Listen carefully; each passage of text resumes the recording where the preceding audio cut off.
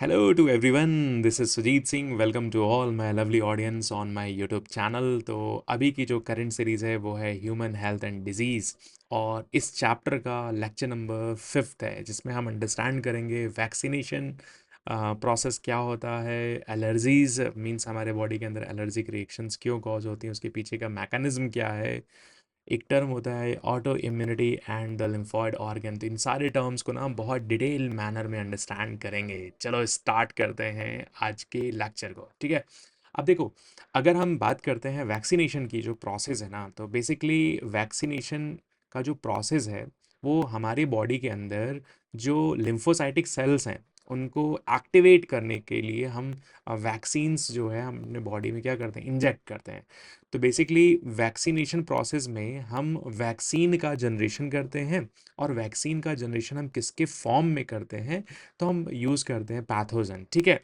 अब देखो, वैक्सीन के कितने जनरेशन हैं, तो अलग अलग जनरेशन्स हैं। वन बाय वन करके हम सारे जनरेशन के पार्ट्स को अंडरस्टैंड करेंगे, और उस पर्टिकुलर जनरेशन में हमने किस तरीके से वैक्सीन कंस्ट्रक्ट बनाए डिफरेंट डिफरेंट डिजीज़ के रिस्पेक्ट में लेकर के, तो हम वन बाय वन करके उसको बहुत डिटेल में मैनर में अंडरस्टैंड करेंगे। अब देखो, जो फर्स्ट जनरेशन ऑफ वैक्सीन्स हैं, इसमें हम किसी भी पैथोजन के पूरे पूरे होल पैथोजन के ऑर्गेनिज्म को ही हमने क्या किया, यूज़ किया एज अ वैक्सीन कंस्ट्रक्ट के लिए, ठीक है। अब पूरे पूरे पैथोजन को हमने इनएक्टिव किया by the help of heat treatment and chemical treatment. अब देखो, सपोज कोई पैथोजन हमारी बॉडी में जब इंटर करता है ना, तो वो पैथोजेनेसिस कॉज करता है। तो वैक्सीन के अंदर बेसिकली क्या होते हैं, इनएक्टिव फॉर्म ऑफ पैथोजेंस होते हैं। तो इनएक्टिव फॉर्म ऑफ पैथोजेंस हम किसके थ्रू क्रिएट करते हैं, तो हम यूज़ करते हैं हीट ट्रीटमेंट मेथड और केमिकल ट्रीटमेंट मेथड। इससे होता क्या है ना, कि जो पैथोजन है उसकी जो डिजीज़ कॉजिंग कैपेसिटी है, डिजीज़ कॉजिंग कैपेबिलिटी है, वो लूज़ हो जाती है। तो हमारे बॉडी में इंजेक्ट होने के बाद वो डिजीज़ तो नहीं कॉज कर पाता है, लेकिन उस इनएक्टिव फॉर्म ऑफ पैथोजन को हमारे बॉडी की लिम्फोसाइटिक जो सेल्स हैं वो रिकॉग्नाइज करती हैं, और उसके अगेंस्ट में क्या बनाती हैं, मेमोरी सेल्स। तो ओवरऑल अगर आप देखोगे, तो वैक्सीनेशन की जो प्रोसेस है, हम किसी भी पर्सन को वैक्सीन जो इंजेक्ट कर रहे हैं, वो क्यों इंजेक्ट कर रहे हैं, ताकि हमारी बॉडी के अंदर पर्टिकुलर पैथोजन के अगेंस्ट में क्या डेवलप हो सके, मेमोरी सेल्स डेवलप हो सके। तो हम सिंप्लीफाइड वे में बोल सकते हैं कि वैक्सीनेशन की जो प्रोसेस है हम क्यों परफॉर्म कर रहे हैं, to prepare a memory cells against specific pathogen, ठीक है। तो फर्स्ट जनरेशन ऑफ वैक्सीन में हम उस पर्टिकुलर पैथोजन जिसके अगेंस्ट में हम वैक्सीन कंस्ट्रक्ट करना चाहते हैं, हम पूरे पूरे पैथोजन को यूज़ करते हैं और इनएक्टिव करते हैं। मीन उसकी डिजीज कॉजिंग कैपेसिटी को हम इनएक्टिव कर देते हैं, लूज कर देते हैं by the treatment of heat and chemical method. तो इनएक्टिव फॉर्म ऑफ पैथोजन को हम जब अपने बॉडी के अंदर इंजेक्ट करते हैं, ये क्या कॉज नहीं कर सकता है, डिजीज कॉज नहीं कर सकता है, बट हमारे बॉडी के अंदर प्रेजेंट इम्यून सेल्स को क्या कर देता है, एक्टिवेट कर देता है। और इम्यून सेल्स जो हैं वो आगे चल करके प्लाज्मा सेल्स जो हैं वो पर्टिकुलर एंटीबॉडीज का प्रोडक्शन करने लगेंगे। अब इसका रिजल्ट क्या होता है, कि हमारी बॉडी जो है उस पर्टिकुलर पैथोजन के अगेंस्ट में क्या हो चुकी है, इम्यूनाइजेशन हो चुकी है, इम्यूनाइज हो चुकी है। मतलब हमारे बॉडी के अंदर जो इम्यून सेल्स हैं वो डिफ्रेंशिएट होकर के प्लाज्मा सेल्स और मेमोरी सेल्स बना चुके हैं।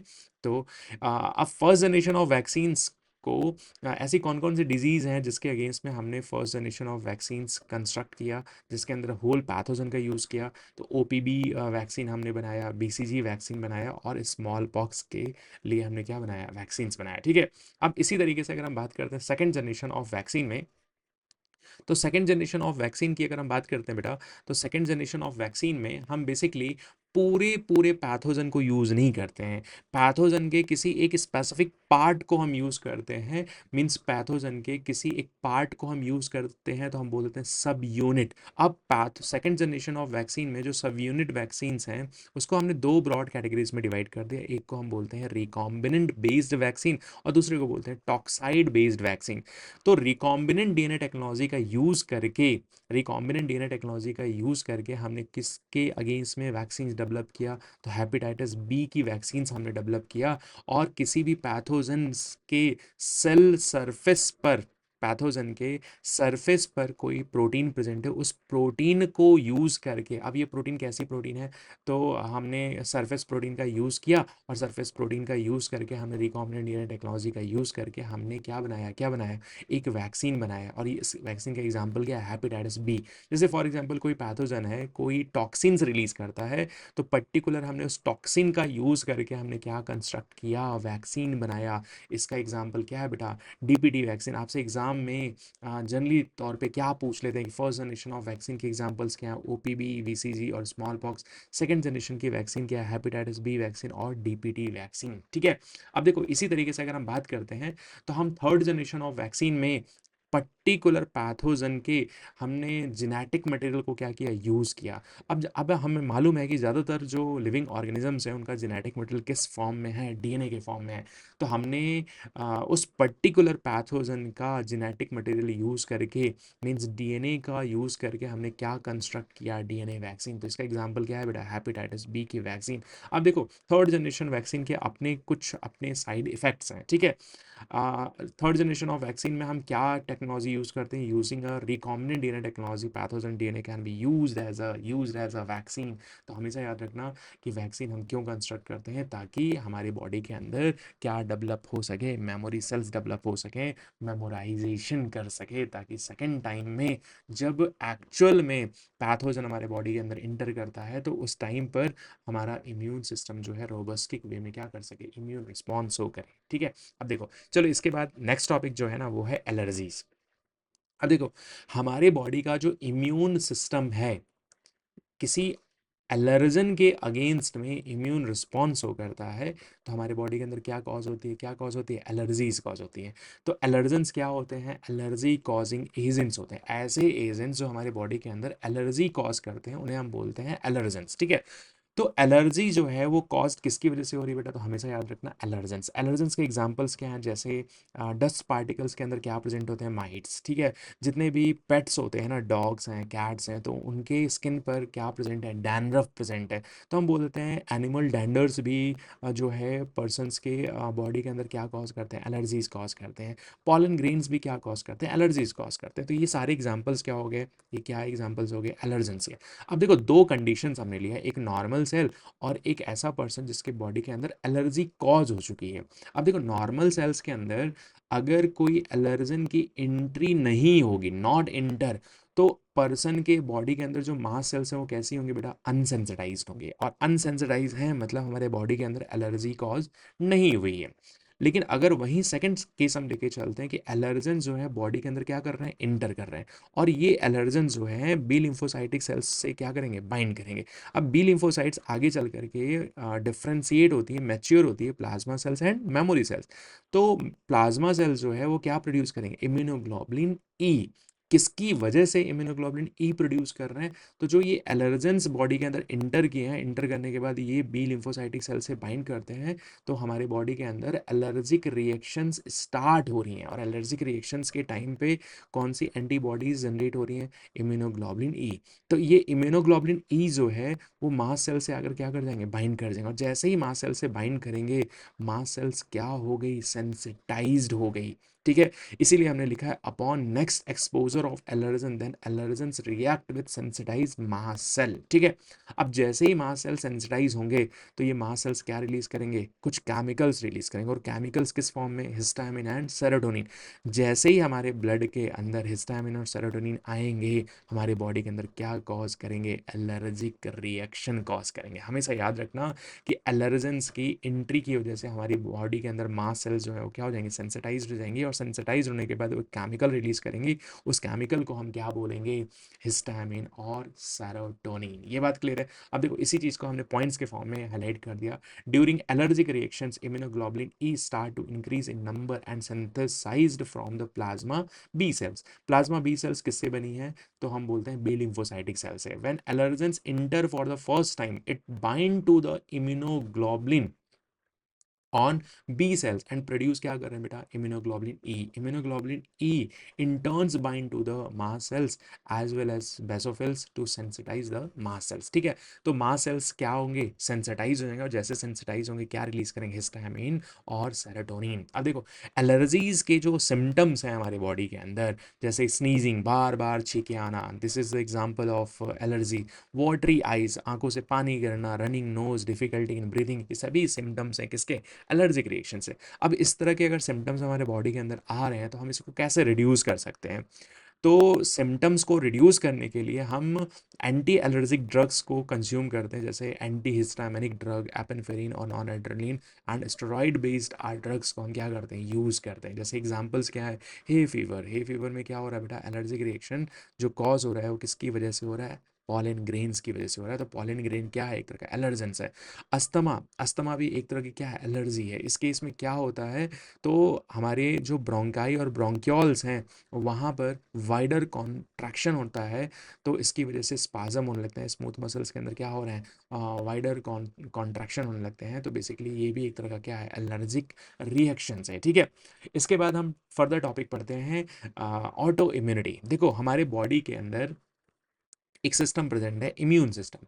और इम्यून सिस्टम जो है ना, वो डिफ्रेंशिएट कर सकता है कि कौन सी सेल्स हमारे बॉडी की सेल्स हैं और कौन सी सेल्स हमारी बॉडी की सेल्स नहीं है। मतलब between self cell and non self cell के बीच में क्या कर सकता है, डिस्क्रिमिनेशन करता है। और ये किसकी वजह से होता है, तो एक्वायर्ड इम्यूनिटी की वजह से होता है। अब देखो अगर ये बॉडी के अंदर ये एबिलिटी किसी तरीके से लूज़ हो जाती है, किसी जेनेटिक रीज़न की वजह से लूज़ हो जाती है, या फिर किसी अननोन अदर रीज़न की वजह से ये एबिलिटी जो है, एक्वायर्ड इम्यूनिटी की एबिलिटी क्या हो जाए, लूज़ हो जाए, तो हमारे बॉडी का जो इम्यून सिस्टम है हमारी बॉडी की सेल्स के अगेंस्ट में ही क्या जनरेट करने लगे, इम्यून रिस्पॉन्स। तो उसी चीज़ को डिफाइन किया है, our immune system. Immune system में कौन सी immunity, acquired immunity, has the property to discriminate between self and non self cells, but when the power is lost due to genetic abnormality or other unknown reason, and our immune cells start attacking on body cells, we suffer from the autoimmune disorder। ठीक है, auto immune disorder के examples क्या है बेटा, तो माइस्थेमिया gravis, rheumatoid arthritis, हजीमोटो disease and वेटलिगो। ठीक है, तो हमने क्या बोला कि पर्सन के बॉडी के अंदर क्या प्रेजेंट है, इम्यून सिस्टम। अगर वो इम्यून सिस्टम किसी रीजन की वजह से बहुत ज़्यादा हाइपर एक्टिव हो जाए, तो हाइपर एक्टिव होने की वजह से उसके पास जो एबिलिटी थी कि वो सेल्फ सेल को पहचानता है, नॉन सेल्फ सेल को पहचानता है, तो वो एबिलिटी क्या हो गई, लूज हो गई। तो इम्यून सिस्टम जो है वो इम्यूनिटी जनरेट करता है, किसके अगेंस्ट में जनरेट करता है, तो अपने ही बॉडी के सेल्स के अगेंस्ट में इम्यूनिटी जनरेट करता है। तो इस तरह की कंडीशंस आगे जा करके एक डिजीज बनाती है, इसको बोलते हैं ऑटो इम्यून डिसऑर्डर। ठीक है, हम बोलते हैं ना, लेमन लैंग्वेज बोलते हैं ना, जब अपने ही अपनों के अगेंस्ट खड़े हो जाएं, that is called as autoimmunity. ठीक है, आपके बॉडी का इम्यून सिस्टम जो है आपको प्रोटेक्शन प्रोवाइड करने के लिए काम करता है, लेकिन जब वो आपके बॉडी के सेल्स के अगेंस्ट में ही काम करने लगे तो आपके बॉडी के अंदर डिजीज कॉज करेगा। इस तरह के डिजीज को हम बोलते हैं ऑटो इम्यून डिजीज या ऑटो इम्यून डिसऑर्डर। ठीक है, ये बात क्लियर, ये बात क्लियर है। अब देखो सेकेंड, इसके बाद टॉपिक जो है लिम्फोइड ऑर्गन। लिम्फोइड ऑर्गन जो है ब्रॉडली हम दो कैटेगरीज में डिवाइड करते हैं, प्राइमरी लिम्फोइड ऑर्गन, एक को बोलते हैं secondary lymphoid organ. Lymphoid organs जो हैं वो क्या हैं, तो हम बोलते हैं प्राइमरी लिम्फोइड ऑर्गन के अंदर बेसिकली हम बात करते हैं बोन मैरो और थाइमस। तो इनके अंदर क्या होता है, प्राइमरी लिम्फोइड ऑर्गन के अंदर क्या हो रहा है, तो फॉर्मेशन हो रहा है, मैचुरेशन हो रहा है और डिफ्रेंसिएशन हो रहा है, किसका हो रहा है, ऑफ लिम्फोसाइट सेल्स का। लिम्फोसाइट्स क्या है, एक तरह की इम्यून सेल्स हैं। तो हमेशा याद रखना कि प्राइमरी लिम्फोइड ऑर्गन में बॉडी की जो इम्यून सेल्स हैं, जो लिम्फोसाइटिक सेल्स हैं, उनका ओरिजिन होता है, मैचुरेशन होता है, डिफ्रेंसिएशन होता है। तो वो ऑर्गन को हम बोलते हैं प्राइमरी लिम्फोइड ऑर्गन। और बॉडी के अंदर जहाँ पर एंटीजन एंटीबॉडी की रिएक्शन चल रही होती है उसको हम बोलते हैं सेकेंडरी लिम्फोइड ऑर्गन्स। तो सेकेंडरी लिम्फोइड ऑर्गन में क्या हो रहा है, interaction with antigen and antibody reaction क्या हो रही है, टेक प्लेस। इसके एग्जाम्पल क्या है, स्प्लीन है, गाल्ट है, अपेंडिक्स है, माल्ट और पेयर पैचेस हैं।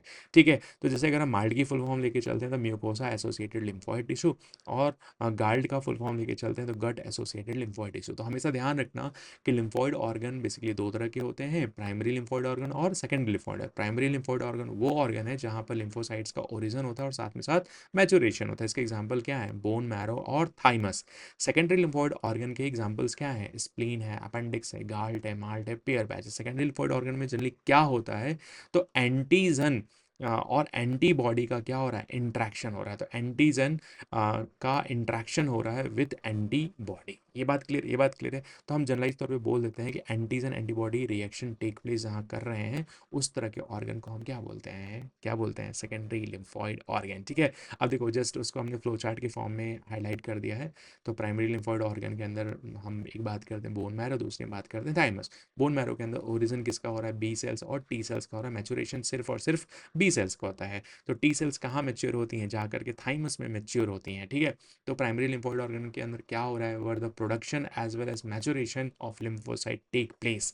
ठीक है, सेकेंडरी लिम्फोइड ऑर्गन में क्या हो रहा है? These are the site where the lymphocyte encounter with pathogen. तो हमने क्या बोला था कि यहाँ पर बेसिकली एंटीजन और एंटीबॉडी की रिएक्शन चलती है। और सेकेंडरी लिम्फोइड ऑर्गन के एग्जाम्पल्स क्या क्या हैं? स्प्लीन है, अपेंडिक्स है, गाल्ट है, माल्ट है, pair patches. Out of all the secondary lymphoid organ सबसे ज़्यादा कॉन्सेंट्रेशन किसका है बेटा? माल्ट का है। सबसे ज़्यादा कॉन्सेंट्रेशन क्या है? किसका है? माल्ट का। अब देखो कुछ छोटी छोटी इन्फॉर्मेशन हम और पढ़ लेते हैं सेकेंडरी लिम्फोइड ऑर्गन के बारे में।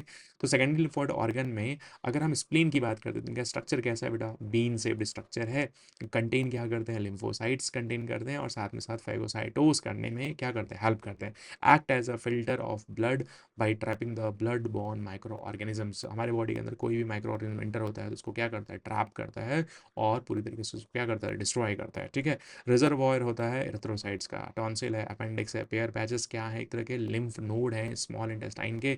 माल्ट क्या है? Present along the mucus lining of the respiratory tract and gastrointestinal tract. ठीक है, लिम्फ नोड क्या होते हैं? स्मॉल होते हैं, सॉलिड स्ट्रक्चर होते हैं at different point along the lymphatic system, जो ओवरऑल क्या काम कर रहे हैं? पैथोजन को ट्रैप करने में क्या करते हैं? हेल्प करते हैं। ठीक है, तो इसके बाद हम अगले सीरीज़ के अंदर ना हम कैंसर के बारे में थोड़ी सी इंफॉर्मेशन लेकर के आएंगे और कैंसर किस तरीके से कैंसर सेल्स और नॉर्मल सेल्स में क्या क्या डिफरेंस होते हैं उनको भी हम बहुत डिटेल मैनर में अंडरस्टैंड करेंगे। ठीक है, अब देखो एक रिसेंटली हम एक सीरीज़ स्टार्ट करने वाले हैं जिसमें हम बात करेंगे प्रीवियस ईयर के PYQ के। ठीक है, तो आप टॉपिक्स को पढ़ो और जितना हो सकता है ना उस टॉपिक से related at least 10 to 15 question solve करो। ठीक है, क्वालिटी ऑफ टाइम अगर स्पेंड करना है इन फ्यूचर तो आज के टाइम को अच्छे से यूटिलाइज करो और जितना बेस्ट हो सकता है उतने बेस्ट तरीके से आप अपने स्टडीज़ को कंटिन्यू करो। चलो, थैंक यू।